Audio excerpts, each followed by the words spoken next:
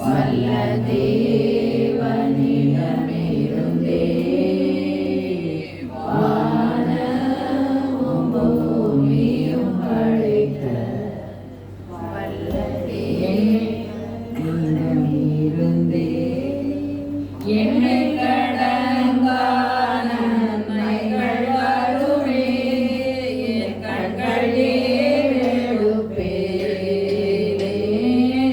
என்னை கடங்கா நன்மைகள் வருமே என் கண்கள் ஏறெடுப்பேன்.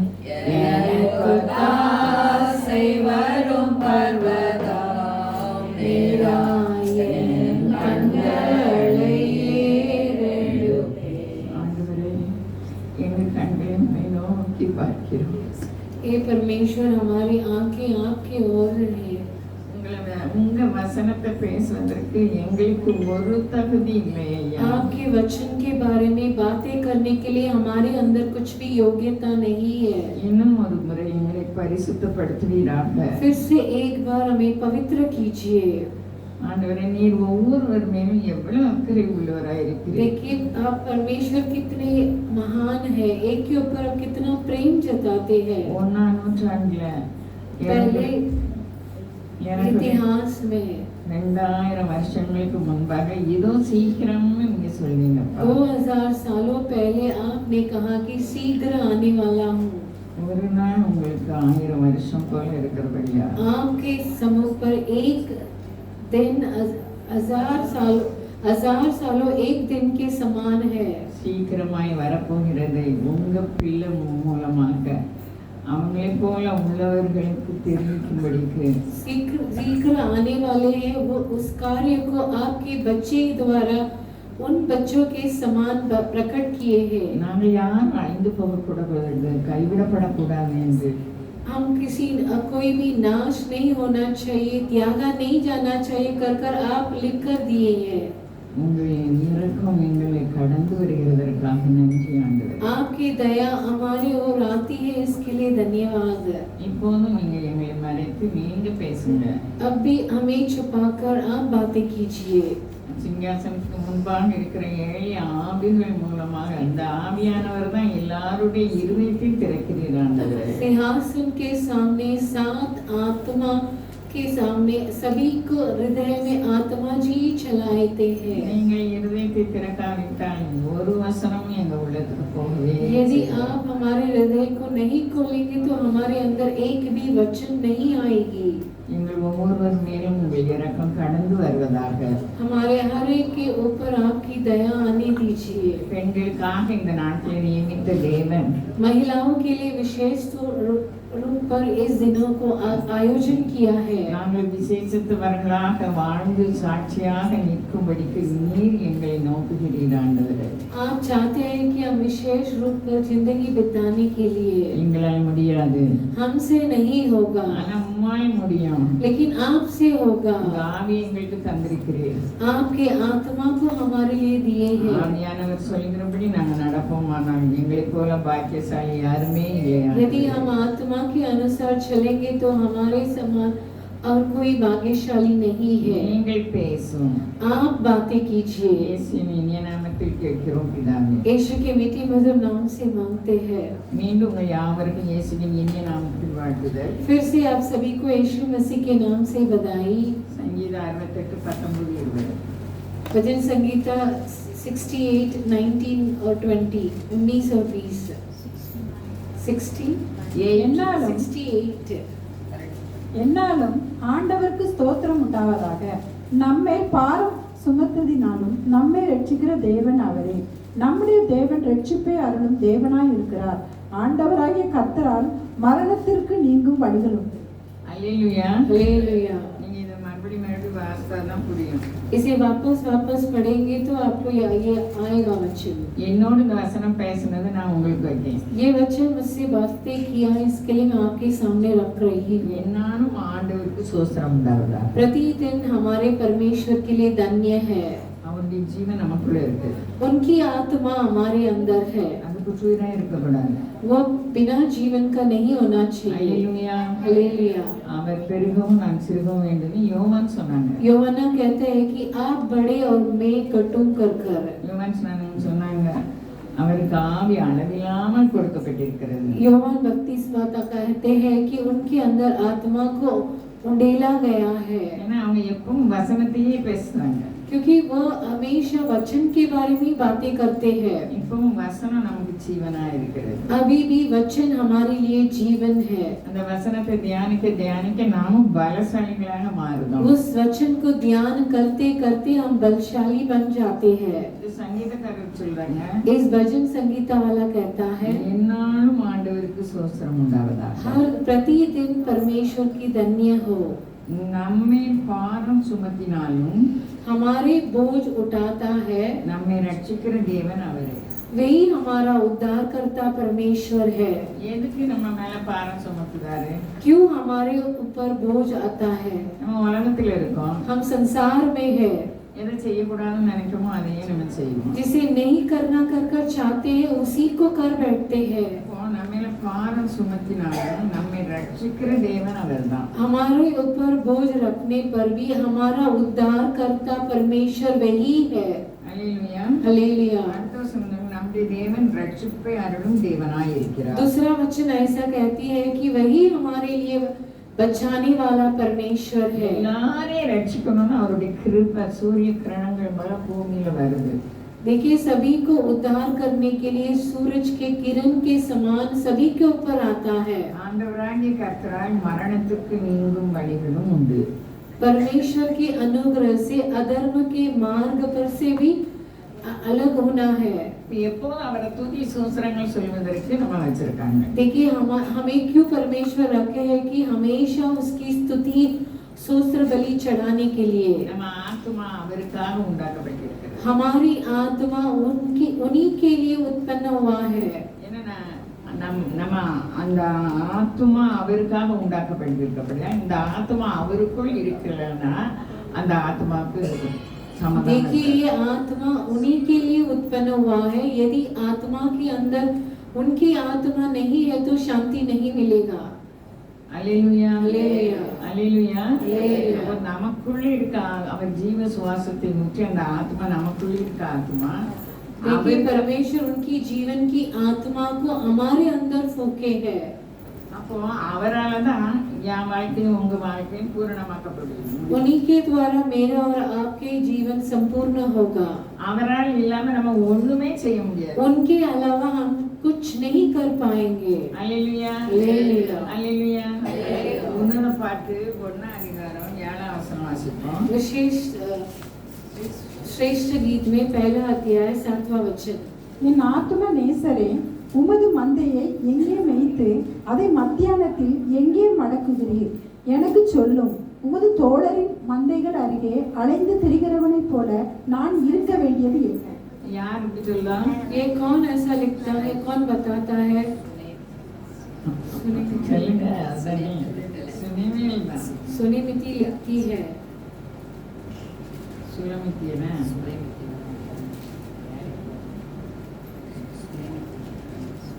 ஆண்டவர் எவ்வளவு பெரிய தேவன். அவர் மணவாளனும் நம்ம மணவாட்டியுமாக கேட்கிறார். देखिए परमेश्वर कितना महान है, लेकिन हम उनके दुल्हन और वह हमारा दुल्हा है।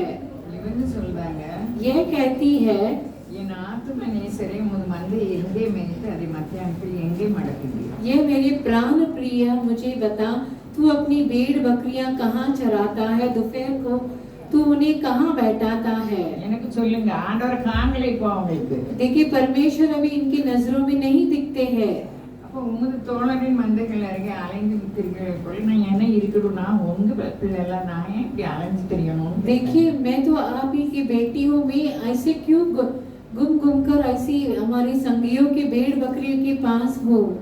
அவங்க சொல்றாங்க, இஸ்திரிகளை ரூபவதியை அதை நீ அறியாயாக்கி மந்தையின் காலடிகளை தொடர்ந்து போய் மேய்ப்பருடைய கூடாரங்கள் அண்டையில் உன் ஆட்டுக்குட்டிகளை மேயவில்லை. அடுத்த வசனம். दूसरा वचन में ऐसा लिखा है कि ये स्त्रियों में सुंदरी, यदि तू यह न जानती हो तो भेड़ बकरियों को कोरोई के चिन्हों पर चला और चरवाहों के तंबुओं के पास अपनी बकरियों को बच्चे को चरा। ஏன்னா அவங்க வரும்போது இவங்க கதவை திறக்கல. देखिए परमेश्वर इनके द्वार पर आते समय सुलेमती दरवाजा नहीं खोले।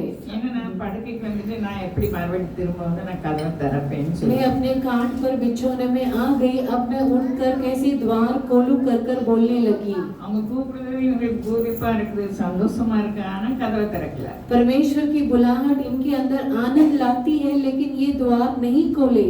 அதான் கதவை திறக்காதனால ஆத்மநேசர் போயிட்டார். ये द्वार नहीं खोले, इसके लिए प्राण प्रिय ने इन्हें छोड़कर चले गए। அதான் ஏசாயா தீர்க்கதரிசி சொல்றாரு. इसके लिए ऐसाया भविष्यद्वक्ता कहते हैं, ஏசாயா 55:6. ஏசாயா 55:6.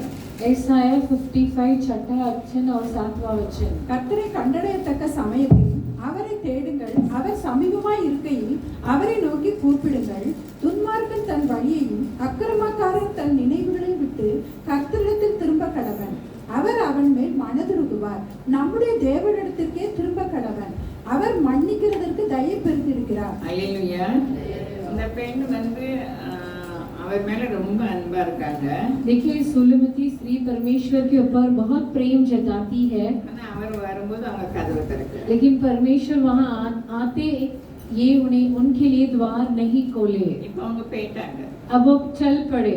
இதே போலதான் நம்ம ஆண்டவர் அவங்க பக்கத்திலே இருக்காங்க. நீ என்னை நேசிக்கிறாயான்னு கேட்டுட்டே இருக்காங்க. इसी समान हमारे परमेश्वर हमारे निकट है और पूछते कि क्या तू मुझसे प्रेम करती है। நம்முடைய நேசம் யார் மேல இருக்குது? हमारी स्नेह किसके ऊपर है। அல்லேலூயா. हालेलुया। ஒரு அம்மா அவங்க புஸ்தகத்துல எழுதுவாங்க, एक माँ जी अपने पुस्तक पर ऐसे लिखते हैं, நம்ம அன்பு முதல் அன்பு அவருக்கு கொடுக்கணும்.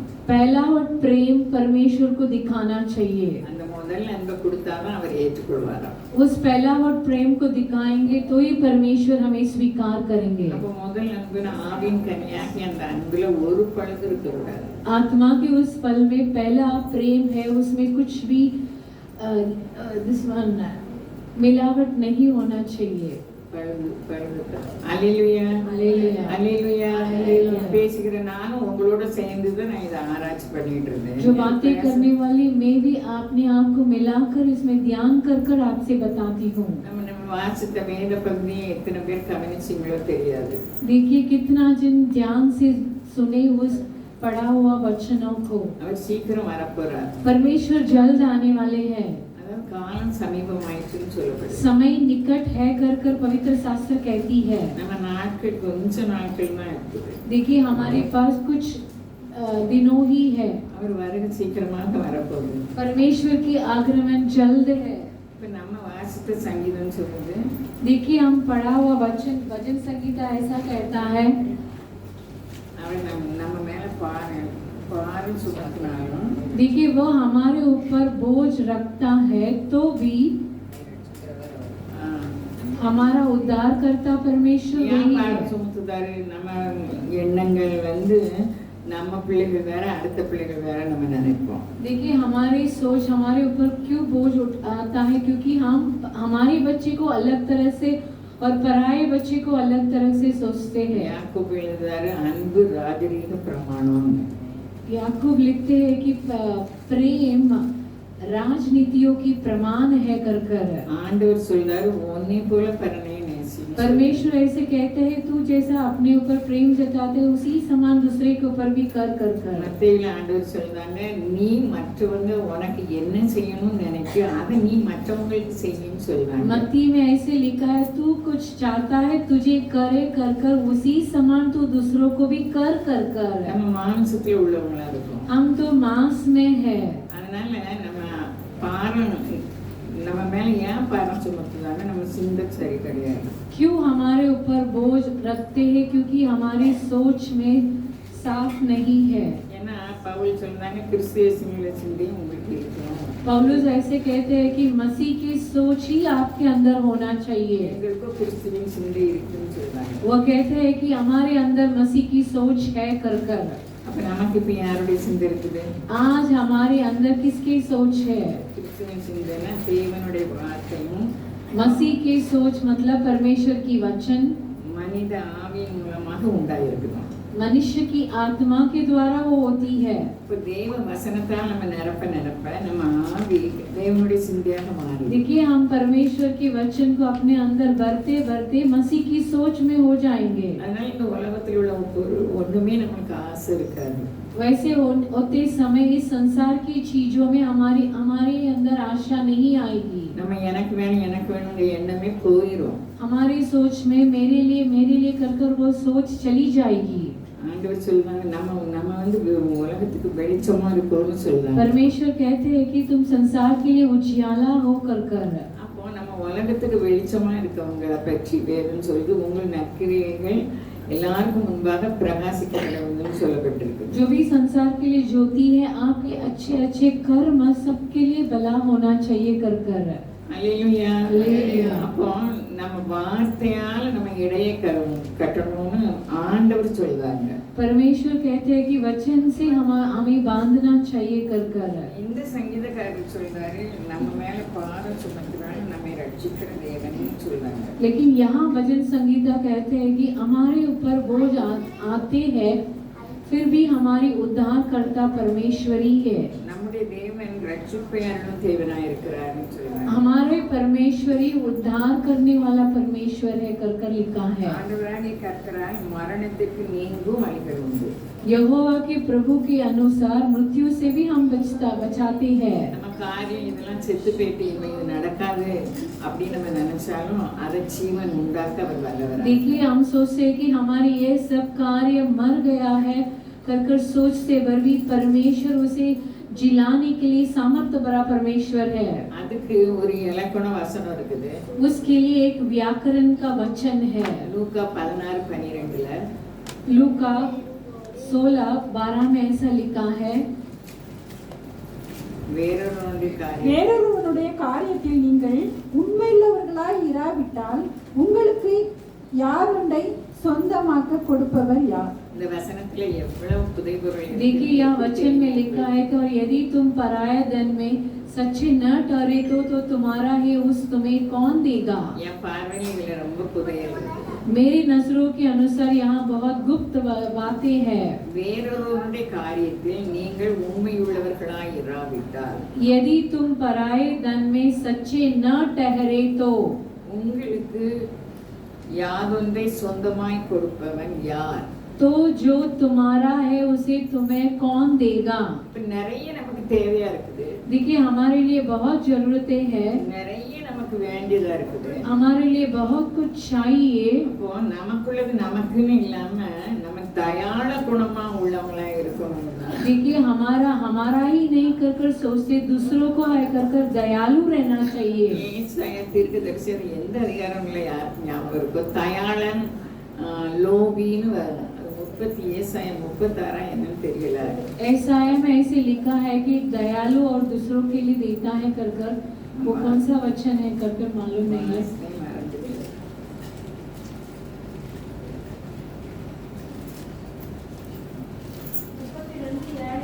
हाँ 32 में 7 में है। யார் சொன்னா? चिट्ठी செல்வியா, உனக்கு பிரைஸ் இருக்கு। उनके लिए इनाम है। 32:7 ऐसाया 32:7 32:7 வாசிப்போம்। லோபியின் எத்தனங்களும் பொல்லாதவைகளும் ஏழைகள் நியாயமாய் பேசும்போது அவன் கள்ள வார்த்தைகளாலே எளியவர்களை கெடுக்கும்படி தீவினைகளை யோசிக்கிறான்। கொஞ்சம் பொறுத்து வாசிப்போம்।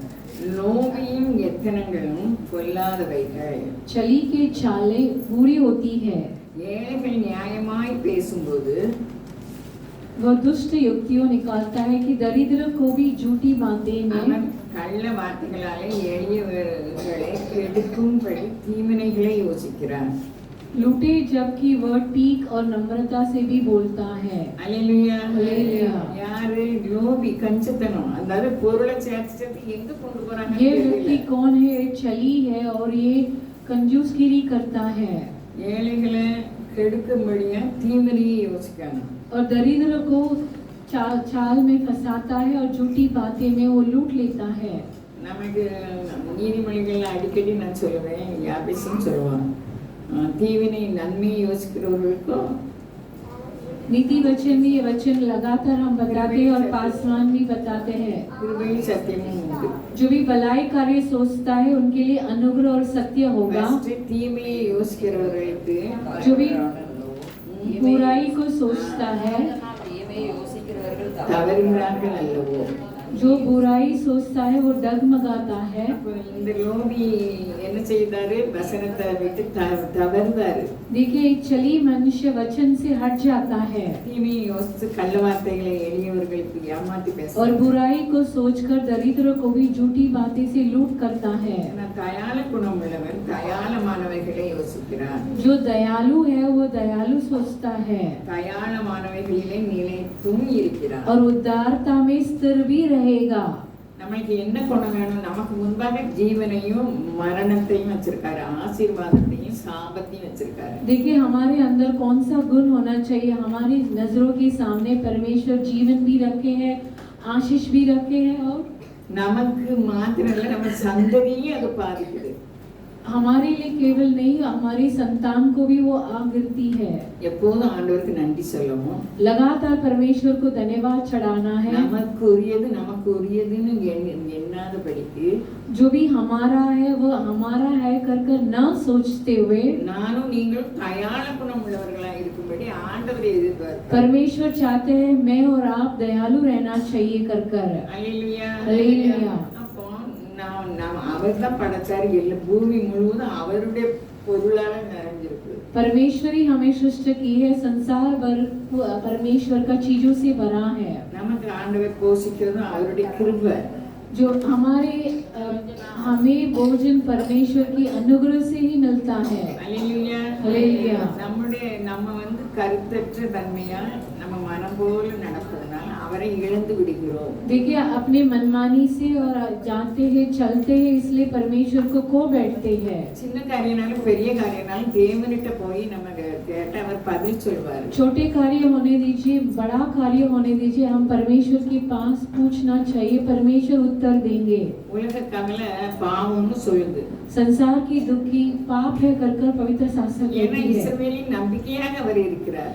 ए परमेश्वरी इजराइल की भरोसेमंद परमेश्वर है, நம்பிக்கைக்கு பாத்திரவனா இருக்கிறார். हमारे भरोसेमंद की योग्य परमेश्वर है। நம்ம அந்த பெண்ணு சொன்னது மாதிரி நம்ம அவர் வந்து எங்க இருக்கு என்னன்னு தெரியாம உலக கவலையும் உலக காரியத்தையும் கவலைப்பட்டு நம்ம மற்றவங்களுக்கு देखिए सुलीमती कैसे कहती है कि परमेश्वर की उनकी भेड़ बकरियां कहाँ है कर कर खोजती है, वैसे ही हम संसार के कार्य में भटके हुए हैं। அவர் எப்போதும் நம்ம கூட இருக்கணும்னு நினைக்காரு. लेकिन परमेश्वर चाहते हैं कि हम हमारी संग हमेशा रहे। அவங்க வரும்போது அவங்க உள்ள கதவை திறக்கல. लेकिन जब परमेश्वर आए थे तब वो सुलेमती द्वार नहीं खोली। நம்ம தயாளம் உள்ளவர்களா இருந்தா நம்ம கதவு தானாகவே திறக்கும். यदि हम दयालु के गुण होंगे तो हमारी द्वार अपने आप खुलेगी परमेश्वर आते ही। வேறொருடைய காரியத்துல நம்ம உண்மை உள்ளவர்களாக இருக்கணும்னு சொல்லுது. दूसरों के कार्य में हम कराई रहना कर कर पवित्र शास्त्र कहती है। அல்லேலூயா. அல்லேலூயா. அல்லேலூயா. அல்லேலூயா. நம்ம எல்லாரோடும் இசைந்து இருக்க முடியாது. ஆனா கர்த்தருக்குள் இசைந்து இருக்கணும். இணக்கத்தின் ஆவி உள்ளவர்களாக நம்ம இருக்கணும். देखिए हम सभी के साथ मेल मिलाप के साथ नहीं रह पाएंगे, लेकिन परमेश्वर के अंदर हम सब एक होकर रहना है। நம்ம மேல எவ்வளவு அன்பு இருந்ததுன்னா தேவன் யோவான் மூலமாக வெளிப்படுத்தின சுவிசேஷத்தை देखिए परमेश्वर हमारे ऊपर कितना प्रेम रखे हैं, इसलिए योवान को सभी प्रकटित करते हैं। எதுக்கு வெளிப்படுத்துகிறார்? क्यों प्रकटीकरण दिए? நாம் அதை அறிந்து நாம் எச்சரிக்கையா இருக்கும்படிக்கு, उसे सुनकर उसे ध्यान कर कर सावधानी से चेतावनी के साथ रहने के लिए। அப்போ இயேசு கிறிஸ்து யாரெல்லாம் இயேசுவை தெய்வமாக கொண்டிருக்கிறாரோ அவங்களுக்கு எல்லாம் இது வேணும்னு அவர் தெரியப்படுத்துறாரு. जो भी यीशु मसीह को परमेश्वर मानते हैं वो सब इसे जानना चाहिए कर कर प्रकटीकरण हुआ। அப்போ எதுக்கு வெளிப்படுத்தப்பட்டிருக்குது? क्यों प्रकटीकरण हुआ? இந்த வெளிப்படுத்தின சுவிசேஷம் கிறிஸ்தவர்களுக்குரியது. ये யோவானா की प्रकाशित वाक्य मसीह के लोगों के लिए है, உலகத்தாருக்கு உரியது அல்ல। ये संसार के लोगों के लिए नहीं है। ரொம்ப நாளுக்கு முன்னால வசனம் வாசிக்கும் போது ஆண்டவர் சொல்றாங்க, யோவான் 17 அதிகாரத்துல 9 வசனத்துல சொல்றாங்க, कई दिनों के पहले वचन पढ़ते समय परमेश्वर யோவானா को बताते हैं நான் அவர்களுக்காக வேண்டிக் கொள்கிறேன். யோஹன்னா 17:9 நான் அவர்களுக்காக வேண்டிக் கொள்கிறேன், உலகத்துக்காக வேண்டிக் கொள்ளாமல் நீர் எனக்கு தந்தவர்களுக்காக வேண்டிக் கொள்கிறேன், அவர்கள் உம்முடையவர்களாய் இருக்கிறார்களே. அடுத்த வசனம். என்னுடையவைகள் யாவும் உம்முடையவைகள், உம்முடையவைகள் என்னுடையவைகள், அவர்களில் நான் மகிமைப்பட்டிருக்கிறேன். இல்ல, நான் உலகத்துக்காக வேண்டிக் கொள்ளாமல் அதுக்கு மேல உள்ள வசனமாக்கும். நீர் எனக்கு கொடுத்த வார்த்தைகளை நான் அவர்களுக்கு கொடுத்தேன், அவர் நீர் எனக்கு தந்தவைகள் எல்லாம் உம்மாலே உண்டாயினவென்று இப்பொழுது அறிந்திருக்கிறார்கள். 9 நான் சொன்னது தானே, உலகத்துக்காக வேண்டிக் கொள்ளாமல் நீர் எனக்கு தந்தவர்களுக்காக வேண்டிக் கொள்கிறேன். मैं उनके लिए विनती करता हूँ, संसार के लिए विनती नहीं करता, परंतु उन्हीं के लिए जिन्हें तूने मुझे दिया है. யார் தந்தவர்கள்? कौन दिया है? ஆண்டவருக்கு கொடுத்தவர்கள் யாரு? परमेश्वर के लिए दिया हुआ लोग कौन कौन है? அவர் சொல்றார், பிதா எனக்கு தந்தவர்கள். पिता मुझे दिए हुए लोगों के लिए. அவருடைய சீஷர்களாக இருக்கணும். அவர்களுடைய சீஷர்னா அவரை போலே. उनके चेले माने उनकी समान. 3 வருஷம் ட்ரைனிங் கொடுக்காங்க சீஷர்களுக்கு. 3.5 साल तक परमेश्वर उन्हें उत्पन्न करते हैं. சீஷர்கள் நிறைய பேரை அதே மாதிரி ஆக்கிட்டாங்க. चेले लोग उन्हीं के समान कई चेलों को उन लोग कर दिए. அல்லேலூயா. அல்லேலூயா. எனக்கு அதை வாசிக்கும் ரொம்ப வருஷத்துக்கு முன்னாடி இந்த வசனத்தை வாசிக்கும்போது எனக்கு ஆச்சரியமா இருந்தது. कई सालों पहले इस वचन को पढ़ते मैं आश्चर्यचंबित हो गई. ஏன்னா உலகத்துக்காக வேண்டிக் கொள்ளாமல் நீர் எனக்கு தந்தவர்களுக்காக வேண்டிக் கொள்கிறேன். संसार के लिए विनती नहीं करता, परंतु जो तूने मेरे लिए दिया है उनके लिए मैं विनती करता हूँ. ஏன்னா அவர்கள் உம்முடையவர்களாக இருக்கிறார்கள். क्योंकि वो तुम्हारा है. இன்னைக்கு வெயிலும் பாராம நம்ம தேவ சமூகத்துக்கு கொஞ்சம் பேரா வந்திருக்கோம். आज भी धूप को न देखते हुए छोटी झुंड आए हैं. நம்மளை பார்த்து ஆண்டவர் என்ன சொல்றாரு? देखिए हमें देखकर परमेश्वर क्या कहते हैं? பயப்படாதே சிறுமந்தையே, ராஜ்யத்தை தர ये छोटी झुंड नहीं डरना, राज्य को देने के लिए परमेश्वर प्रिय है. ஒவ்வொருவரும் நம்ம இருதயம் தேவ ராஜ்யம். देखिए हर एक के हृदय परमेश्वर की राज्य है. வரப்போகிற ராஜ்யமும் 1000 வருஷ அரசாட்சியும் இருக்குது. आने वाले राज्य भी है, 1000 साल राज्य भी है. அது யாரு செல்ல முடியும்? उसमें कौन जा पाएगा? அதான் யோவான் மூலமாக வெளிப்படுத்துறாங்க. इसी को யோहன்னா के द्वारा प्रकाशित वाक्य हो रहा है. என்ன இஸ்ரவேல் ஜனங்களுக்கு மோசே எழுதும்போது சொல்றாங்க, நான் எகிப்திலிருந்து கொண்டு வந்தேன் இவங்களை.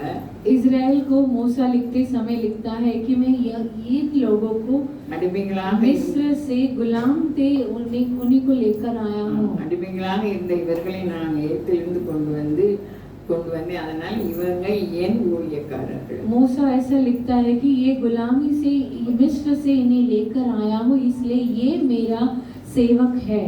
ஏன்னா அவர் சம்பாதித்து அவருடைய இரத்தத்தினால என்னையும் உங்களையும் அவர் சம்பாதித்து இருக்கிறார். परमेश्वर अपने लहू से मेरे और आपको लिए है.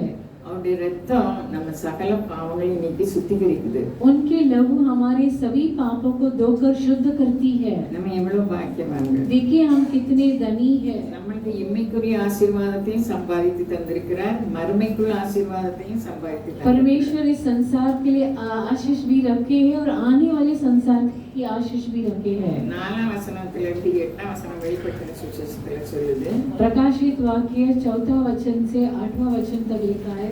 யோவான் ஆசியாவில் உள்ள 7 சபைகளுக்கும் எழுதுகிறதாவது, இருக்கிறவரும் இருந்தவரும் வருகிறவருமானவராலும் அவருடைய சிங்காசனத்திற்கு முன்பாக இருக்கிற 7 ஆவிகளாலும் உண்மையுள்ள சாட்சியும் மரித்தோரிலிருந்து முதற் பிறந்தவரும் பூமியின் ராஜாக்களுக்கு அதிபதியுமாகிய இயேசு கிறிஸ்துவினாலும் உங்களுக்கு கிருபையும் சமாதானமும் உண்டாவதாக. இருக்கட்டும். அல்லேலூயா. அல்லேலூயா. எப்படி சொல்றாங்க? ஆசியாவில் உள்ள 7 சபைகள். 7 சபைகள் आसिया की எல்லாருக்கும் 7 தெரியும். कलीसिया के नाम सब जानते हैं. எல்லாத்துக்கும் தெரியுமா 7 சபை? அதுல வெளிப்படுத்தின சுவிசேஷத்துல வருது. इस प्रकाशित वाक्य में वो आती है. 11 वचन को पढ़िए. அது நான் அல்பாவும் ஒமேகாவும் முந்தினவரும் பிந்தினவருமாய் இருக்கிறேன். நீ காண்கிறவை ஒரு புஸ்தகத்தில் எழுதி ஆசியாவில் இருக்கிற எபேசு, சிம்ர்னா, பெர்கமு, தியத்திரா, சர்தை, பிலதெல்பியா, லவோதிக்கியா என்னும் பட்டணங்களில் 7 சபைகளுக்கும் அனுப்பு என்று விளம்பினது. அல்லேலூயா. அன்று 1ஆம் நூற்றாண்டுல என்னென்ன பிரச்சனை இருந்ததோ அதே பிரச்சனை நமக்கும் இருக்குது. देखिए उस पहले इतिहास में जो भी समस्या था वह भी समस्या आज हमारे बीच में भी है. ரோம அரசு யாரெல்லாம் இயேசுவை தெய்வமா கொண்டாங்களோ அந்த யூதர்களெல்லாம் அழித்து அந்த இயேசுவை இல்லாம रोमियो राज्य में जो भी मसीह को अपनाए थे उन्हें सब नाश कर मिटाने के लिए चाहा. இல்லாம ஆக்கணும்னு அவங்க நினைச்சாங்க. वह चाहने लगा कि इन्हें मिटाना है कर. யாராவது இல்லாம ஆக்க முடியுமா இயேசு கிறிஸ்தவங்களை? ऐसे कोई भी कर सकते हैं कि मसीह के लोगों को? தேவ அன்பு இரத்த சாட்சிகளாக மரிக்க நம்ம யாரெல்லாம் முதல் அன்பு கூறுகிறோமோ देखिए परमेश्वर के प्रेम उन्हें मसीह के लिए मरने के लिए भी निडर बना दिया. அவங்க கோழைகளா இருக்க மாட்டாங்க. जो भी परमेश्वर को पहलावट प्रेम दिखाते हैं वह कायर नहीं होंगे. இப்போ ஒரு ஆளுங்க வந்து நீங்க எல்லாம் இயேசு கும்பிடுறீங்களான்னு உங்களை பூரா வெட்ட வரேன்னு நம்ம என்ன செய்ய देखिए பயப்படுவோம். यदि एक मनुष्य आके बोलते हैं कि हम मसीह को अब मानते हैं इसलिए वे सभी को घात करने वाले कर बोलेंगे तो हम डर कर उठेंगे.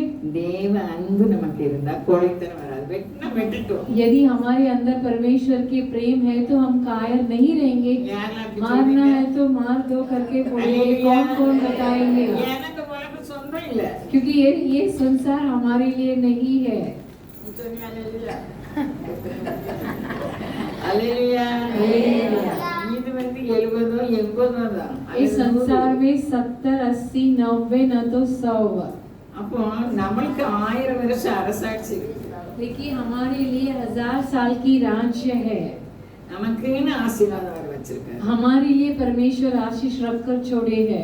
எல்லாரையும் ரத்த சாட்சியா அழைக்க மாட்டாரு. सभी को रक्त की गवाही के लिए परमेश्वर नहीं बुलाएंगे. வான்னு சொல்ல மாட்டாரு. सभी के लिए बेच कर आना कर नहीं बताएंगे. ஏன்னு சொல்ல முடியுமா யாருக்காவது? क्यों बोल पाएंगे? என்னது கொஞ்சம் சத்தமா சொல்லுங்க. அது மேல அவங்க ரொம்ப ஆசை வச்சிருக்காங்க. ஆண்டவரை விட இந்த உலகத்தை நேசிக்கவங்களை பார்த்து தான் எல்லாத்தையும் வித்துட்டு என் கூட வாங்கன்னு சொல்லுவாங்க. यदि परमेश्वर से उस संसार के व्यक्ति लोग परमेश्वर को छोड़कर धन में लालच रखेंगे तो उन्हीं के देखकर परमेश्वर बताएंगे.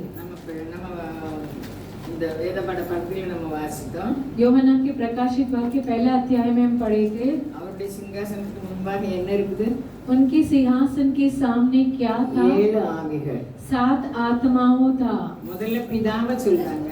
पहले पिता के बारे में बताते हैं. 7 சபைகளுக்கும் எழுதுகிறதாவதுன்னு சொல்றாங்க. 7 कलीसिया के लिए लिखने वाले कर लिखा है. அவர் எப்படிப்பட்டவராக இருக்கிறவரும் இருந்தவரும் வருகிறவருமானவராயும். देखिए वो कैसा था, जो था और जो आने वाला है. அவருடைய சிங்காசனத்துக்கு முன்பாக 7 ஆவிகள். 7 ஆவிகள்ல பரிபூர்ண அந்த ஆவியின் வல்லமையை குறிக்குது. देखिए उनके सिंहासन के सामने 7 आत्माएं मतलब पूर्ण तरह से बताती है. அடுத்தது சொல்லப்பட்டிருக்குது இயேசு கிறிஸ்துவை பற்றி. दूसरा यीशु मसीह के बारे में लिखा है. உண்மையுள்ள சாட்சியும் सच्ची गवाही, மரித்தோரிலிருந்து முதற் பிறந்தவரும் मरे हुए से जी उठाने वाले में पहला वट, பூமியின் ராஜாக்களுக்கு அதிபதியுமாகிய இயேசு கிறிஸ்துவினாலும் और पृथ्वी के राजा के हकीम यीशु मसीह के द्वारा உங்களுக்கு கிருபையும் சமாதானமும் உண்டாவதாக. तुम्हें अनुग्रह और शांति मिलती रहे. கிருபையும் சமாதானம்ங்க வார்த்தையில நிறைய பொருள் இருக்குது. देखिए अनुग्रह और शांति ये दोनों शब्दों में कई अर्थ है. இன்னைக்கு அவர் சமாதானம் கொடுக்க போய் தான் நானும் நீங்களும் வந்திருக்கோம். आज परमेश्वर हमारे बीच में शांति दिए है इसलिए मैं और आप यहाँ आए हैं. உலகத்தாரா இருந்தா நம்ம வர மாட்டோம். यदि हम संसार के लोग होते तो हम नहीं आएंगे. நிறைய வேலை கிடக்கு. கல்யாண விருந்துக்கு ஆண்டவர் ஆட்களை அனுப்புறாரு. देखिए वो शादी की दावत के लिए बुलावट भेजते हैं. இப்போ கல்யாண விருந்துக்கு நம்மை ஆயத்தப்படுத்துகிறார் தேவன். परमेश्वर उस शादी की दावत के लिए परमेश्वर हमें तैयार करते हैं. சபிதா நீ 2 வாரம் வரல? ஒரு வாரமா? அல்லேலூயா. நான் தேடுனேன் சபிதா ஒரு இடத்துலயும் காணல. ஃப்ரைடே வரல, புதன் வரல. அல்லேலூயா. ஃப்ரைடே வரல? அப்படியா? அல்லேலூயா. அப்போ நானே இப்படி தேடினா ஆண்டவர் எப்படி தேடாம இருப்பாரு? मैं सविता बेटी को ढूंढी थी, यदि मैं उसे ऐसे ढूंढेगी तो परमेश्वर कैसे नहीं ढूंढेंगे? அவர் ரொம்ப கேர்ஃபுல், ஜாக்கிரதை உள்ளவர், நம்மளை நினைச்சிட்டே இருக்காரு. परमेश्वर हमारी याद में रहते हैं. நம்ம மேல உள்ள அன்புனால தான் வெளிப்படுத்தின சுவிசேஷமும் தானியேலும் தீர்க்க தரிசனம் हमारे ऊपर इतना प्रेम रखे हैं, इसलिए யோவானா की प्रकाशित वाक्य और दानियल की पुस्तक भी हमारे लिए लिखकर छोड़े हैं. அவ்வளவு ஆசீர்வாதத்தை நம்ம சுதந்திரிக்கிறதுக்காக இந்த வெளிப்படுத்தின சுவிசேஷம் வெளிப்படுத்தப்பட்டிருக்குது. पूरे आशीष को पाने के लिए प्रकाशित वाक्य हमारे लिए लिखा गया है. இதெல்லாம் கவனிக்கும்படி பரிசுத்த ஆவியானவர் நம்முடைய இருதயத்தை திறக்க வேண்டும். ये सभी ध्यान लगाने के लिए पवित्र आत्मा हमारे हृदय को खोलना चाहिए. பிதா மாறாதவர்னு சொல்லப்பட்டிருக்குது. पिता ना बदलता कर लिखा गया है. ஆவியானவர் வசனங்களை நமக்கு விவரப்படுத்தி காட்டுகிறவர்னு சொல்லப்பட்டிருக்கு. आत्मा जी वचन को सिखाकर देने वाला कर लिखा है. இயேசு கிறிஸ்து உண்மையுள்ள சாட்சியம், यीशु मसीह सच्चा गवाही மரித்தோரிலிருந்து முதல் பிறந்தவர், और मृत्यु में से जी उठने वाले पहला वट है. அதனால நம்ம மரணத்துக்கு பயப்பட வேண்டிய தேவையில்லை. इसलिए हम मृत्यु के लिए नहीं डरना நம்ம चाहिए. ரத்த சாட்சியா மரிக்கணும்னு சொன்னாலும் यदि हम रक्त की गवाही होकर मरना है कर बोलेंगे तो நம்ம அவருக்காக ஜீவனை கொடுக்கும்போது அந்த ஜீவன் திரும்ப நமக்கு தரப்படுகிறது. हम उनके लिए जीवन त्यागते हैं तो वो जीवन हमारे लिए वापस दिया जाएगा. நம்ம கோழைகளா இருந்தோம்னு சொன்னா நம்ம மரிக்கிறதுக்கு சம்மதிக்க மாட்டோம். यदि हम कायर रहेंगे तो हम मृत्यु के लिए नहीं देंगे अपने இந்த आप को. ஆவியானவர் தான் நமக்கு விளக்க வேண்டும். ये आत्मा जी हमें सिखाकर देना चाहिए. அப்போ மரித்தோரிலிருந்து அவர் முதல் பிறந்துட்டார். இனிமே நம்ம எல்லாரும் நம்ம மரிச்ச பிறகு நம்மளும் பிறக்க போறோம். देखिए यीशु मसीह मरे हुए से जी उठ गए हैं, वैसे उन्हीं के समान हम भी जी उठेंगे. பூமியின் ராஜாக்களுக்கெல்லாம் அதிபதி. நம்ம இந்த சாதாரண பெரிய பெரிய தலைவர்கள் வந்தா எவ்வளவு கனம் கொடுக்காங்க, நாம் வணங்குகிற. देखिए इस राजनीति के राजा जब आते तो हम उन्हें कितना आदर देते हैं, लेकिन पृथ्वी के राजा के हकीम को हम आदर देते हैं. நம்முடைய தேவன் ராஜாக்களுக்கெல்லாம் அவர் அதிபதி. देखिए हमारे प्रभु राजाओं के राजा है. அவரை பற்றி காணும், அவரை பற்றி அறிவு எனக்கும் உங்களுக்கும் தந்தா நம்ம கவலையே பட மாட்டோம். देखिए उनके बारे में ज्ञान हमें मिल पाएंगे तो हम इस संसार के लिए हम दुख नहीं उठाएंगे. எல்லாம் माये, सब माया है. 1990 இருந்தே ஒவ்வொரு வீடா சந்திக்க போவேன். 1990 में एक घर कर जाती हूँ और परमेश्वर के बारे में बताती हूँ. ஏன்னா அந்த ஆண்டவர் எனக்கு உள்ளத்துல பேசினாரு. देखिए परमेश्वर मेरे हृदय में बातें करने लगे. ஒவ்வொரு வீடா போனோம்னு घर घर जाकर परमेश्वर के बारे में அப்ப बताना நான் है. எல்லாரும் பேசுறதுக்கு என்னால முடியாது. सभी से बातें करने के लिए मुझसे नहीं होता था. இப்போ எல்லார் வீடும் கூட்டி இருக்கு, அப்போ எல்லார் வீடும் கூட்டி இருக்காது. கிறிஸ்தவங்க வீட்டுக்கு தான் நான் போவேன். मसीह के घर में जाती थी, अभी तो सबके द्वार बंद है. அல்லேலூயா. அல்லேலூயா. ஆண்டவர் எப்படி ஒவ்வொருவர் கூட பேசணும்னு அவர் ஒவ்வொரு ஆட்களை அனுப்புதாரு. देखिए परमेश्वर देखिए कितना प्रेम रखे हैं, एक दूसरे से बातें करने के लिए एक व्यक्ति को परमेश्वर भेजते हैं. அப்ப வந்து பாருங்கன்னு சொல்லுவேன். आकर देखिए, कलीसिया आकर देखिए कर हर एक व्यक्ति से बताती. இப்படி 2-3 வருஷமா ஒவ்வொரு வீடா போய் வந்து பாருங்கன்னு சொன்னேன். ऐसे घर घर जाकर बताने लगी. 91 லாஸ்ட்ல இருந்து 91 अंतिम से 94ல நான் பெண்கள் கூட்டாங்க நடத்துறதுக்கு ஆண்டவர் என்னையா தேர்ந்தெடுத்தார். 94 वहाँ महिला की मंडली को चलाने के लिए परमेश्वर मुझे चुने. நான் எதுக்கு இதை சொல்ல வரேன்னா ஆண்டவர் நம்ம ஒவ்வொருவர் மேல அக்கறை உள்ளவரா இருக்கார். ये क्यों बताती हूँ, परमेश्वर हम एक के ऊपर चाहत रखे हैं. நான் வெளிப்படுத்தின சுவிசேஷம் கொஞ்சம் கொஞ்சமா உங்களுக்கு சொல்லணும்னு நினைச்சிருக்கேன். मैं चाहती हूँ कि யோவானா की प्रकाशित वाक्य आपको बताऊं कर எனக்கு புரியுது, मैं समझ पाती हूँ நான் சொல்றது புரியறதுக்கு கடவுள் தான் கிருபை செய்யணும். और आपको उसे समझाने के लिए परमेश्वर ही अनुग्रह करना चाहिए. அவருடைய அழைப்பு வருத்தப்பட்டு பாரசுமிக்கிறவங்க எல்லாம் என்கிட்ட அவருடைய அழைப்பு வந்து கொண்டே இருக்கிறது. देखिए उनकी बुलाहट लगातार आती है कि ये परिश्रम से बोझ उठाने वालों मेरे पास आओ. ஆனா கல்யாண விருந்துக்கு ஆண்டவர் அனுப்புதாரு. तो शादी की दावत में परमेश्वर बुलाते हैं. அப்போ ஆட்களை அனுப்பும்போது ஒருத்தர் நான் இப்பதான் மாடுவாங்கன்னு அதை பண்ணி அதை ட்ரையல் பண்ணணும்னு அவன் சொல்லுவான். நான் அதை बुलाते ही एक व्यक्ति कहता है कि अभी मैं बैल खरीदा है और मुझे उसे देखना है कर कर। எனக்கு கல்யாணம் முடிஞ்சுக்கு நான் வரக்கூடாதுங்க வருது. और दूसरा व्यक्ति कहता है कि अभी मेरा शादी हुआ है और मुझे नहीं आना है। புதுசா வயல வாங்கினேங்க. और एक नया केक लिया कर कर இதெல்லாம் बताता எதை है। குறிக்குது? ये सब किसे बताती है? நமக்கு நீதிமொழிகள சாலமோன் நல்லா சொல்றார், ஞானம் கூப்பிடுகிறது இல்லையோ சத்தம். அந்த வசனம் नीति वचन में सुलेमान अच्छे से लिखा है कि बुद्धि बुलाती है அவருடைய சத்தம் வீதியிலும் தெருக்களிலும் கேக்குதாம். और ज्ञान पूरे रास्ते पर गूंजता है। ஏன் என் பிள்ளைகள் அழிய கூடாது? क्यों कर मेरे बच्चे नाश नहीं होना அதை चाहिए? எடுத்து வந்து சொல்லுங்க. என்னம்மா? नीति वचन 8-9। 2-3 தானே ஞானத்தை வாய் அது இல்ல, ஞானம் கூப்பிடுகிறது. नीति वचन 8वां अध्याय में है।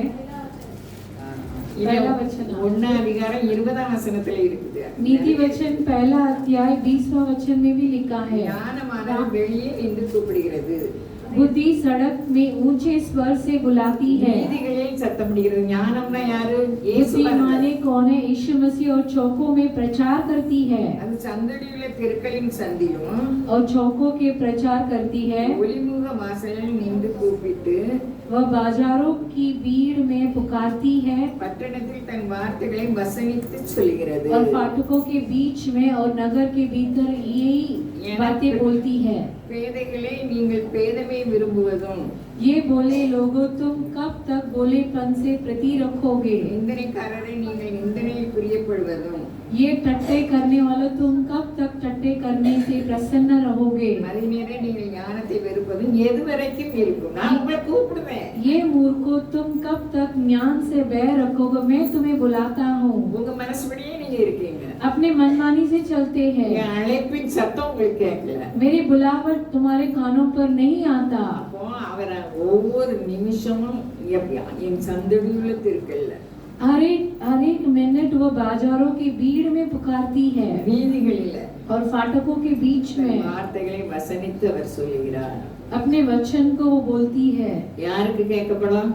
किसके लिए सुनेगा? உலகம் எங்களுக்கு சொந்தம் இல்ல, நீங்க தான் என் சொந்தம். संसार मेरे लिए नहीं है, आप ही मेरा है कर जो भी बोलेंगे उनके लिए। ஆத்துமாவை படைத்தவருக்கு ஆத்துமாவை கொடுக்கலன்னா அங்க சமாதானம் இருக்காது. जो भी आत्मा को सृष्टि किया उन्हें आत्मा नहीं दे पाएंगे तो वहाँ शांति नहीं होगी। அதுதான் ஆண்டவர் கூப்பிட்டுட்டே இருக்காரு. यही परमेश्वर बुला रहा है। நம்ம வாழ்க்கை பாதையில நம்ம யாருக்கு முதலிடம் கொடுக்கிறோம்? हमारी जिंदगी के रास्ते में हम किसके लिए पहलावट प्रेम दिखाते हैं? நான் வீடு வீடா போகும்போது அவங்க சொன்ன வார்த்தை எனக்கு வேதனையா இருந்தது.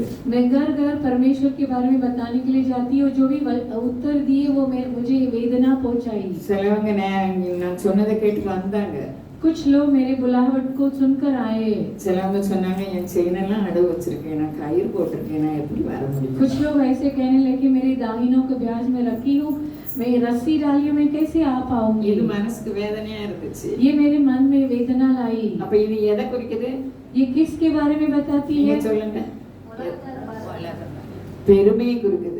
घमंड को दिखाती है। ஒண்ணுமே இல்லாம ஆண்டவர் சிலுவையில எப்படி ரத்தம் சிந்தி நம்ம விலையேற பெற்ற ரத்தத்தால நம்ம வாங்கியிருக்கிறாங்க. நம்ம கண்கள் देखिए परमेश्वर अपने लिए कुछ नहीं रखे, अपने आप को जीवन त्याग कर क्रूस पर खून बहाकर हमारे लिए सूली में चढ़ा गए।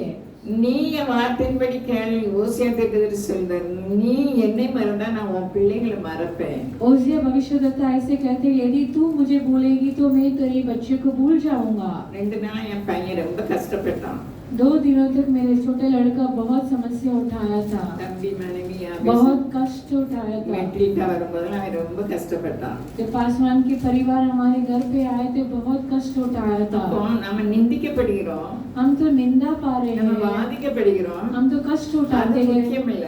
वो अहम नहीं है। இன்னொரு உலகம் இருக்குது. और एक संसार है, அந்த உலகத்துக்கு நம்ம தயாராகணும்னா நம்ம நிந்தை ஒன்றும் இல்லை. उस संसार के लिए यदि हम तैयार होना तो हमारी निंदा कुछ भी नहीं है। அவரே நிந்திக்கப்பட்டாரே, वो निंदा किया गया था, அவரே உதாசீனப்படுத்தப்பட்டாரே. वो तो त्यागा गया था। அவர் என்ன நிலைமையில இருந்தாலும் அவருடைய செய்த காரியத்தை செய்து முடித்தவராக जिस परिस्थिति में परमेश्वर दिए थे उस परिस्थिति में जो भी कार्य करना था वो कर चुके எல்லாம் முடிந்ததுன்னு சொன்னாரு. और कहने लगे कि सब कुछ समाप्त हो இந்த गई। வார்த்தைகள் உங்க காதுகளில் ஒலிக்கட்டும். ये वचन आपके कानों में गूंजना चाहिए। நம்ம வீம்பு பாராட்டுறதோ அன்பில்லாத தனங்களும் நமக்கு அழிவை உண்டாக்கும். देखिए हम घमंड करना और संसारिक कार्य करते तो हमारे लिए वो नाश लाएगी, நம்ம ஆசீர்வாதத்தை அது பறித்துவிடும். हमारे आशीष को रख लेगी। நம்ம இதயத்தை பற்றி நம்ம கொஞ்சம் நல்லா பார்த்திருக்கோம். देखिए हृदय के बारे में हम थोड़ा देखे हैं। நம்ம இதயத்துல என்ன இருக்குது? देखिए हमारे हृदय में क्या है? பொக்கிஷம் இருக்குது. धन है। என்ன பொக்கிஷம் இருக்குது? कौन सा धन है? நல்ல மனுஷியா இருக்கணும்னா நல்ல பொக்கிஷமா இருக்கும். अच्छी मनुष्य रहेगी तो अच्छी धन रहेगी। அந்த லோபியா இருந்தோம்னா அது பொல்லாத பொக்கிஷமா இருக்கும். देखिए छली मनुष्य रहेंगे तो वो बुरा धन है। அல்லேலூயா. हालेलुया। நம்ம இதயத்துல அவர் பொக்கிஷத்தை வச்சிருக்காரு. देखिए परमेश्वर हमारे हृदय में धन रखे हैं। அது என்ன பொக்கிஷமா நம்ம வச்சிருக்கோம்? उस धन को हम कैसे रखे நம்ம हैं? கிறிஸ்துவின் சிந்தை நமக்கு அவசியமா இருக்குது. मसीह की सोच हमारे लिए अवश्य है। நம்ம பறக்கணும். हमें उठना है। நம்ம கசப்பான எண்ணங்கள் யார் மேல வச்சிருந்தோம்னா நம்ம பறக்க முடியாது. हम किसी के अंदर कड़वाहट की जड़ रखेंगे तो हम उड़ नहीं पाएंगे। இணக்கம் இல்லாதவர்களாக இருந்தா நம்ம பறக்க முடியாது. यदि हमारे अंदर संगति नहीं रहेगा तो हम नहीं उड़ पाएंगे। உடைந்த உறவு உள்ளவர்களாக இருந்தா நம்ம பறக்கவே முடியாது. टूटे हुए रिश्ता रहेगा तो हम उड़ नहीं पाएंगे। அல்லேலூயா. हालेलुया। தேவனுடைய வார்த்தையின் சத்தியமும் நம்ம இடையே வார்த்தை நம்ம இடையே கட்டுகிறது. परमेश्वर की वचन सत्य है और हमारे कमर को बांधती है। நம்ம ஆண்டவர் சொல்லும்போது அது சொல்றார். வசனம் நம்ம வாசிக்க நேரம் இல்ல. परमेश्वर कहते समय उसके बारे में बताते हैं। அப்போ நம்ம வசனம் மூலம் நம்ம அறையை கட்டும்போது அது தீபமாக பிரகாசிக்குது. देखिए वचन के अनुसार हम हमें बांधते समय वह वचन कमर बांधते समय वह हमारे लिए दिया है। தேவ வார்த்தை தேவ ஞானத்திற்கு நேராக நம்மளை நடக்கிறது. परमेश्वर की वचन परमेश्वर की ज्ञान की ओर हमें चलाती है। தேவனுடைய சிந்தைக்கும் தேவ ஆவிக்கும் ஏற்றபடி நம்மளுக்கு நடத்துது. वह परमेश्वर की सोच और परमेश्वर की आत्मा में चलाती है। ஒளிக்கு எண்ணெயாக திருவசனம் இருக்குது. दीवट के लिए वह तेल बनकर है वचन। அத யோபுல சொல்லப்பட்டிருக்கு 18 அதிகாரம். अय्यूब में उसके बारे में लिखा है 18 अध्याय में 5वां वचन और 6वां துன்மார்க்கனுடைய விளக்கு அணைந்து போம், அவன் அடுப்பின் நெருப்பும் அவிந்து போம், அவன் கூடாரத்தின் வெளிச்சம் அந்தகாரப்படும், அவன் விளக்கு அவனுடனே அணைந்து போம். அல்லேலூயா. हालेलुया। நம்ம நெத்தியில துன்மார்க்கர்னு எழுதார். தேவ வசனத்தின்படி நடக்காத ஒவ்வொருவரும் நமக்கு துன்மார்க்கர் தான். जो भी वचन के अनुसार नहीं चलते उनके माथे पर लिखा है मूर्ख कर। நம்ம யார் மதிச்சாலும் யார் மதிக்காட்டாலும் அவர் சொல்லாம நம்மளை யாரும் கனவீனம் பண்ண முடியாது. देखिए कोई भी हमें आदर और अनादर करने दीजिए, परमेश्वर हमें नहीं बोलेंगे तो कोई भी हमारी आदर और अनादर नहीं कर पाएंगे। அத அப்படியே நம்ம ஏற்றுக்கொள்ளணும். அவர் சொல்லாம ஒண்ணும் நடக்காது. उनके ना बोलते हुए कुछ भी नहीं होगा। அப்ப நம்ம வாழ்க்கையில சம்பவிக்கும் எல்லா சம்பவங்களும் தேவனுக்கு தெரியாம இல்ல. जो भी कार्य हमारी जिंदगी में होता है वो परमेश्वर के अनजान में नहीं होता है। நம்ம வெளிச்சம் அடுத்தவங்க மேல பிரகாசிக்கணும்னா அதெல்லாம் ஏற்றுக்கொண்டு மனரம்யமாக இருக்க கற்றுக்கொள்ள வேண்டும். हमारी उजियाला दूसरे पर भी प्रकाशित होना चाहिए तो वो खुशी के साथ लेना चाहिए। எப்படி சொல்லப்பட்டிருப்பாங்க? துன்மார்க்கனுடைய விளக்கு அணைந்து போகும். देखिए यहाँ कैसा लिखा है कि उसके डेरे में का उजियाला अंधियारा हो जाएगा அவன் அடுப்பின் நெருப்பும் அமிழ்ந்து போகும். और उसके ऊपर के दिया बुझ जाएगा அவன் கூடாரத்தில் வெளிச்சம் அந்தகாரப்படும். और वो बड़े और उनके तंबू में दीपक अंधकार हो जाएगा அவன் விளக்கு அவனுடனே அணைந்து போகும். और उनका दीवट उन्हीं के साथ बुझ जाएगा। இப்போ ஞானம் நம்மை அழைக்கிறது, கூப்பிடுகிறது, சத்தமிடுகிறது. देखिए ज्ञान बुलाती है, पुकारती है और ऊंचे स्वर में बोलती है। நம்முடைய சிந்தைகளும் எண்ணங்களும் அவருடையதாக இருக்கணும். हमारी सोच उन्हीं का होना चाहिए। பவுல் அதான் சொன்னாங்க. पौलुस उसके बारे में लिखते हैं, என்னை கர்த்தருடைய சிந்தையை அறிந்தவன் யார்? परमेश्वर के विचार को कौन सोचता है? எங்களுக்கோ கிறிஸ்து இயேசுவின் சிந்தை உண்டாயிருக்கிறது. मेरे अंदर हमारे अंदर परमेश्वर की सोच हुआ है। அப்ப கிறிஸ்துவின் சிந்தை எப்படி உண்டானது? देखिए मसीह की सोच कैसा हुआ? வார்த்தைகளை எல்லாம் எப்படி தேவனுக்கு விரோதமாக அவர் அலைந்து இயேசு தெய்வமா கொள்கிறவங்களாம் கொன்று தீர்க்கணும்னு இருந்த இந்த பவுல் देखिए पहला पौलुस मसीह विरुद्ध था और जो भी मसीह को मानते हैं उनकी घात करना मारने के लिए सोच रहे थे। தமஸ்கு பட்டணத்துக்கும் போய் दमस्को में जाकर கிறிஸ்தவர்கள்லாம் பிடிச்சு கொல்லணும் போறாரு, வழியில தேவன் சந்திக்கிறார்। मसीह के लोगों को पकड़ना है और घात करना है कर कर सोच कर जाते हैं, लेकिन रास्ते में मसीह इनसे मिलते हैं। ஒவ்வொரு காரியத்தின் மூலமாக தேவன் நம்மை சந்திக்கிறார்। हर एक कार्य में परमेश्वर हमारे हमारे हमारे पास मिलते हैं। நம்முடைய நடைமுறைகள் எப்படி இருக்குது, हमारी चाल चलन कैसी है, அவருடைய பலத்தெல்லாம் அவர் பிடுங்கிட்டாரு। उनकी बल सब ले लिए। வெளிச்சம் அவர் மேல பிரகாசித்து அவர் கீழே விழுந்துட்டாரு। पौलुस के ऊपर प्रकाशित होकर वो नीचे गिर पड़ा, ஏன்னா அவரை அழைக்கிறார், அவர் தெரிந்து கொள்கிறார்। क्योंकि वो बुला रहा है और वही चुन लेता है। இன்னைக்கு என்னையும் உங்களை அவர் அழைச்சு அவர் தெரிந்து கொண்டிருக்கிறார்। आज मुझे और आपको परमेश्वर बुलाए और चुने भी है। இது தெரிந்து கொண்டதுனால இந்த மத்தியான வெயில நம்ம வந்திருக்கோம்। परमेश्वर मुझे और आपको चुना है, इसलिए इस धूप में हम आए हैं।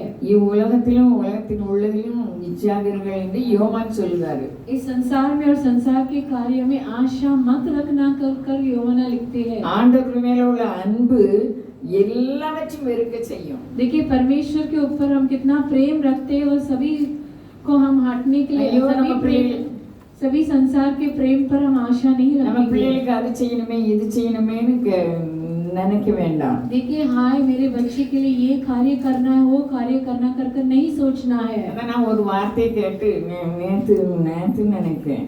एक शब्द को सुनकर कल सोचती हूँ, அந்த வார்த்தை கேட்டு நான் என்ன செய்வேன் அப்படின்னு நான் சொன்னேன்। उस शब्द को सुनकर हाय मैं साधारण क्या कार्य था। करूँगी कर कर सोचने लगी। वो साधारण कार्य था, அதுல நிறைய காரியம் இருக்குது। उसमें कई कार्य है। ஆண்டவரே நான் என்ன செய்யுவேன்? ये परमेश्वर में क्या ஆண்டவர் करूँगी? வசனத்தை அனுப்பினார்। परमेश्वर वचन भेजे थे। கர்த்தர் உன் பாரத்தை வைத்து விடு, परमेश्वर के ऊपर अपना बोझ அவர் உன்னை रखना, ஆதரிப்பார்। वो तुझे आदर நீதிமானை करेंगे। ஒருபோதும் தள்ளாது। இது நமக்குரியது। धार्मिक को कभी भी डलने नहीं देगा, ये हमारा है। எனக்கு தந்த வசனத்தை தான் அந்த வீட்டுக்கு நான் சொல்ல போறேன்। मेरे वचन परमेश्वर जो वचन मुझे दिए जाने वाले घर में बताने அது वाले பெரிய हैं। காரியம் தான், என்னால அதை சந்திக்க முடியாது, वो तो बड़े महान कार्य है, लेकिन मुझसे नहीं होगा, ஆனா தேவனால முடியும்। लेकिन परमेश्वर से होगा। என் செய்வேன் நான் என நினைத்த போது எல்லாம் நான் செய்வேன் என்ற தேவா। நம்ம என்ன செய்வோம் நினைக்கும் போது நான் எல்லாம் செய்வேன்னு சொல்றாரு। அவரால் செய்யக்கூடாத காரியம் இல்லாத நம்பிக்கை இல்லை நமக்கு। कभी हम सोचते हाय मैं क्या करूंगी कर कर, लेकिन हमारा भरोसा परमेश्वर है। परमेश्वर बोलते हैं कि मैं तुम्हारे लिए करूंगा कर कर। யாரெல்லாம் அவசரப்பட்டார்கள் என்று பைபிள்ல நிறைய இருக்குது। पवित्र शास्त्र में कौन कौन जल्दबाज किए, முதல்ல யார் அவசரப்பட்டா? पहला कौन जल्दबाज किया? ஏமாள் அவசரப்பட்டாங்க। हवा जल्दबाज किया है, उनके ऊपर आशा इच्छा நிறைய है। பேர் அவசரப்பட்டாங்க। कई लोग जल्दबाज किए थे, அவசரப்பட்டதுனால வாழ்க்கையில வேதனைப்பட்டார்கள்। जल्दबाज किए इसलिए अपनी जिंदगी पर वेदनाएं उठाए थे। ஹல்லேலூயா। हालेलुया। சாராள் அவசரப்பட்டாங்க। सारा माँ जी जल्दबाज किए थे। ஆபிரகாம் ஆண்டவருடைய சொல்ல கேளாம அவங்க இதை இணங்குனாங்க। இப்படி अब्राहम நிறைய उनकी பார்த்தாங்க। बात में आकर तकलीफ उठाए थे। நிறைய பேர் அவசரப்பட்டாங்க। कई लोग जल्दबाज किए थे। அவர் நினைத்த வேளையில் அவர் செய்வார்। அவருக்கு விரோதமா நாம் சிந்திக்க நம்ம யாரு? परमेश्वर की सोच में परमेश्वर के समय में ही परमेश्वर करेंगे। उनके विरोध बोलने वाले करने वाले हम कौन है? அவருடைய வசனத்தின்படி யாரெல்லாம் நடக்குமோ அவங்க நீதிமான்கள்। उनके वचन के अनुसार जो भी चलते हैं वो धार्मी है। அதான் இப்ப துன்மார்க்கடி மேலிருந்து விளக்கு அணைந்து போகணும் நம்ம சொன்னோம்। நீதிமான்கள் வெளிச்சம் சந்தோஷிப்பிக்கும்। देखिए दुष्ट लोगों की दिया बुझ जाएगी और धार्मिक लोगों की दिया जलेगी। நமக்கு இருண்டு போனது மாதிரி இருக்கலாம்। देखिए हमारी नजरों में अंधकार हो எல்லாமே सकती है, நம்மளால ஒண்ணுமே ஒண்ணு கூட நம்ம செய்ய முடியாது। हमसे कुछ भी नहीं होगा। அப்ப கவலைப்பட்டு எதுக்கு? तब चिंतित होकर क्या फायदा எனக்கு है? அழைக்கும் போது நிறைய வசனம் சொன்னாங்க। परमेश्वर जब मुझे बुलाए थे कई எதை वचन குறித்து को बोला। பிரசங்கம் பண்ணணும்னு சொன்னாங்க।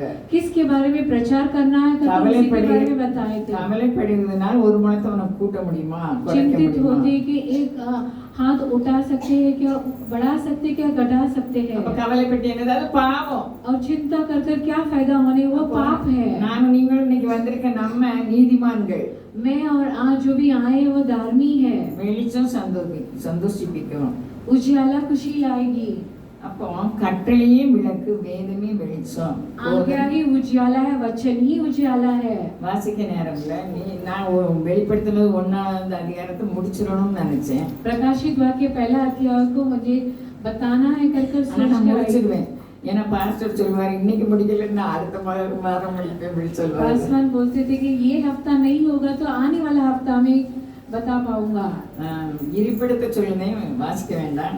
நீதிமொழிகள் 7:23 கட்டளையே விளக்கு, नीति वचन 7वां और 8 में लिखा है, ஆண்டவர் சொல்லுகிற வார்த்தைகள் அது கட்டளையாக இருக்கிறது. परमेश्वर की वचन वो आज्ञा है।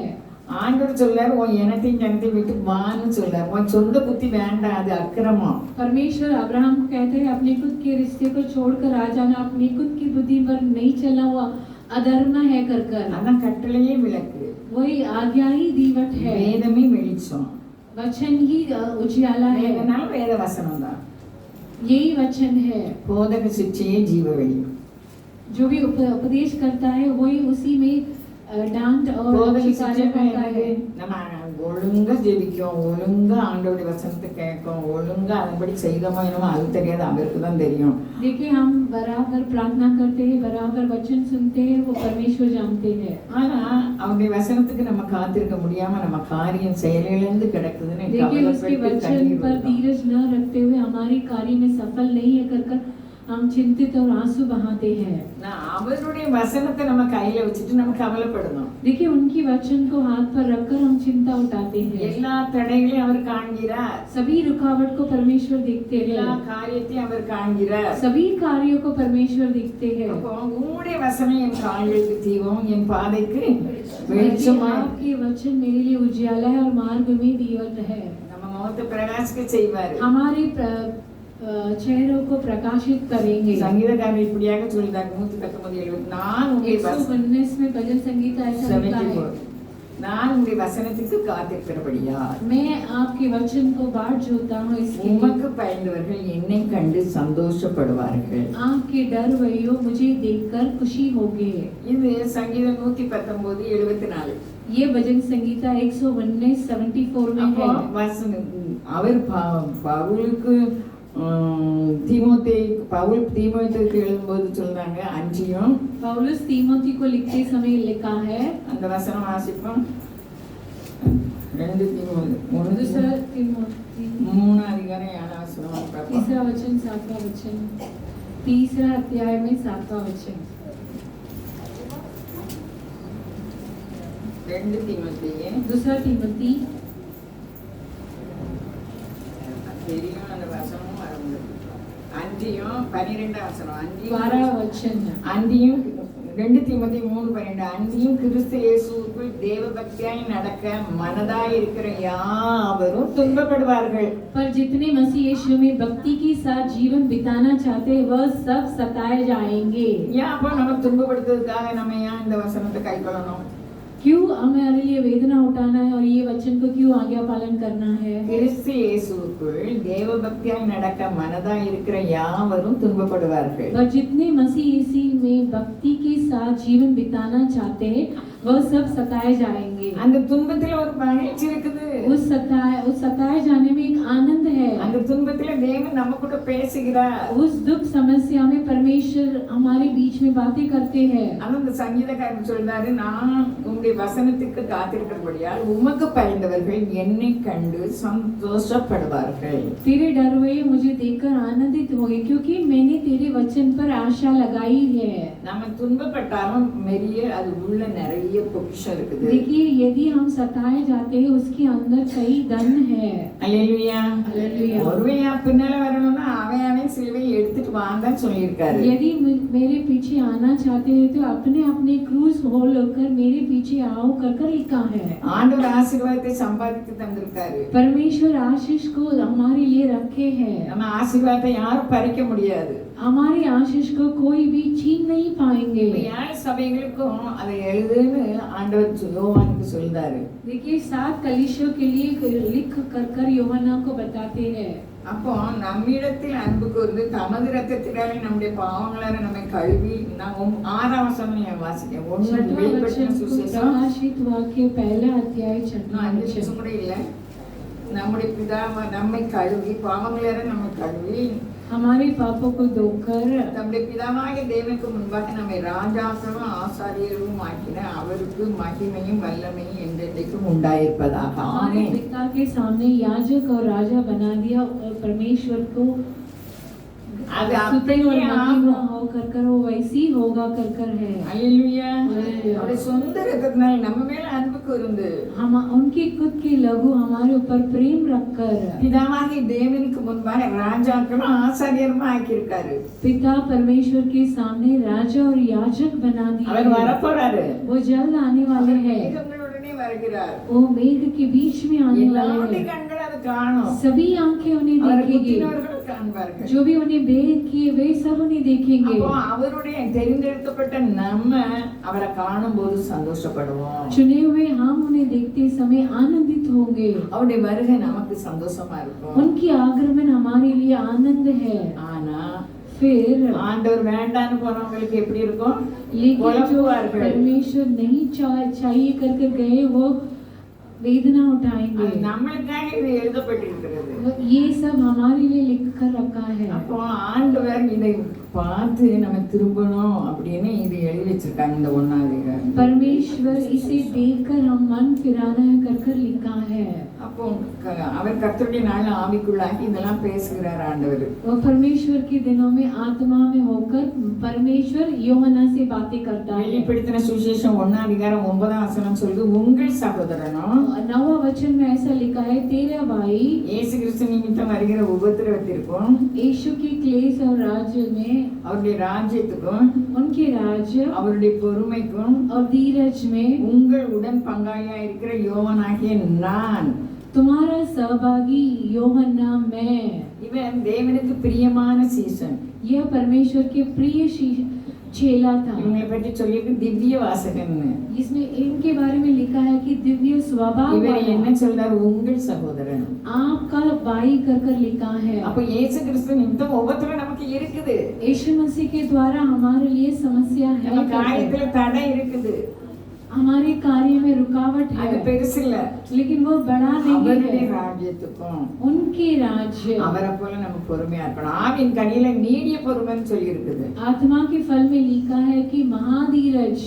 அவருடைய பொறுமைக்கு உங்கள் உடன் பங்காளி நம்மள அவரோட சேர்த்து சொல்றாங்க. उनके धीरज में तुम्हारा सहभागी मैं यूहन्ना कर लिखा है। தேவ வசனத்தின் நிமித்தமும் परमेश्वर के वचन के अनुसार கிறிஸ்துவை பற்றிய சாட்சி நிமித்தமும் परमेश्वर की गवाही, मसीह की गवाही में பத்மதீவுக்கு இருக்காரு. बदमू के टापू में है। இப்ப ஆண்டவர் சொல்றாரு, तब परमेश्वर कहते हैं 7 சபைகளுக்கு எழுது. 7 कलीसियों के लिए लिख कर அப்போ நான் 7 குத்துவிளக்கு 7 நட்சத்திரம் சொல்லப்பட்டிருக்கு. 7 दीवट और 7 तारे कर लिखा है। அல்லேலூயா. हालेलुया। அப்போ அந்த குத்துவிளக்கு சபைகள். वो 7 दीवटें कलीसिया है। அது எப்படிப்பட்ட குத்துவிளக்கா இருக்கு? वो कैसे दीवट அது है? பொன் குத்துவிளக்கு. वो सोने की दीवट है। நட்சத்திரங்கள் 7 நட்சத்திரம் 7 சபையில் உள்ள தூதர்கள். நாம எல்லாமே ஒவ்வொருத்தரும் நட்சத்திரங்கள். 7 तारे वो 7 कलीसिया के देवदूत है। हम सब उनके देवदूत है। அந்த கடைசி வசனம் 1ஆம் அதிகாரத்தில் சொல்லுது 7 நட்சத்திரங்களும் 7 சபையின் தூதர்களாம். वो अंतिम वचन में लिखा है कि वो 7 तारे 7 कलीसिया के दूत है। அப்ப 7 நட்சத்திரம் யார்கிட்ட இருக்கு? அவர் உள்ள கையில வச்சிருக்காரு. और वो 7 तारे परमेश्वर अपने हथेली में रखे हैं। நம்ம ஆண்டவருக்கு முதல் அன்பு செலுத்தும் போது நம்ம அவர் கையில இருப்போம். यदि हम परमेश्वर को पहला बार प्रेम दिखाएंगे तो हम परमेश्वर की हथेली में है। நம்ம வாழ்க்கையில வெட்கப்பட மாட்டோம். हमारी जिंदगी में हम लज्जित அவர் नहीं நமக்கு होंगे। சம்பாதித்து தந்திருக்காங்க. वो परमेश्वर हमारे लिए धन அவருடைய इकट्ठा कर வருகைக்கு रखे हैं। ஆயத்தமாகணும். उनके आगमन में हम तैयार होना இப்ப है। சந்திரன் உள்ள மட்டும் நம்ம ஆயுசு நாட்களே நம்ம காரியத்தை வாக்கி செய்வாரு. जब तक चंद्रमा है परमेश्वर हमारे कार्य को सफल करेंगे। அப்போ நம்ம நட்சத்திரமா இருக்கோம், அவர் கையில இருக்கோம். அப்ப நம்ம யாராவது நம்ம காரியத்தை தடை பண்ண முடியும்? देखिए हम तारे हैं, हम परमेश्वर की हथेली में है, तो हमारे कार्य को कौन रुक पाएगा? அவருடைய வசனத்தை நம்ம கடைபிடிக்கிறதுனால அந்த வசனத்தின் நிமித்தம் நம்ம காத்திருக்க வேண்டியது அவசியமா இருக்குது. देखिए हम उस वचन को पालन करते हुए उस वचन के अनुसार हमें धीरज रखना अवश्य है। அவருடைய வருகை சமீபமா இருக்குது. परमेश्वर की आगमन जल्द है। நம்ம எல்லாரும் பறக்கணும். हम सबको उड़ना है। இந்த மூன்றாம் உலக மகா யுத்தத்துக்கு பேசிட்டு இருக்காங்க. तीसरे महायुद्ध के लिए बातचीत हो रही है। அவருடைய சபையை எடுத்துக்கொள்ளும் அளவும் மூன்றாம் உலக யுத்தம் வராது. जब तक उनकी कलीसिया नहीं उठ जाएगा तब तक तीसरे महायुद्ध नहीं आएगा। நம்ம எல்லாம் பறந்த பிறகுதான் வரும். हम सब उड़ने के बाद ही तीसरा महायुद्ध आएगा। அல்லேலூயா. நம்ம காரியங்களை குறித்து அவர் சொன்னதை நிறைவேற்றும் அளவும் அவர் மறக்க கைவிட மாட்டார். हमारे कार्य सफल होने तक जो भी बोला गया परमेश्वर हमें नहीं त्यागेंगे। தொடர்ந்து தானியேல் தீர்க்கதரிசியும் வெளிப்பட்ட சுவிசேஷமும் நம்ம பார்ப்போம். நீங்க ஜெபத்தோடு வாங்க, உங்களுக்கு புரியும். लगातार हम दानियल की पुस्तक और यूहन्ना की प्रकाशित वाक्य पुस्तक में ध्यान करेंगे। आप प्रार्थना के साथ आएंगे, आप समझ ஏன்னா पाएंगे। இந்த உலகம் நமக்கு சொந்தம் இல்லை. इस संसार हमारे लिए नहीं है। அதுக்காக இந்த உலகத்துல நம்ம இதை சிறுமைப்படுத்துகிற தேவன் இல்லை. इसके लिए परमेश्वर हम इस संसार में धनी जिसमें हम गरीब नहीं நம்ம रखेंगे। வாஞ்சைகளை நிறைவேற்றுவார். हमारी चाहत को जरूर परमेश्वर पूरा வசனத்தின் करेंगे। நிமித்தம் நம்ம பொறுமையா இருக்க வேண்டியது அவசியமா இருக்கு. वचन के कारण हम धीरज रखना அவர் பெரிய है। காரியத்தை நம்ம உயிருள்ள வரும்படி செய்வார். परमेश्वर महान कार्य जब तक हम जिंदा है महान कार्य करेंगे। அப்படிப்பட்ட விசுவாசத்தை தேவன் தருவார். ऐसे विश्वास को परमेश्वर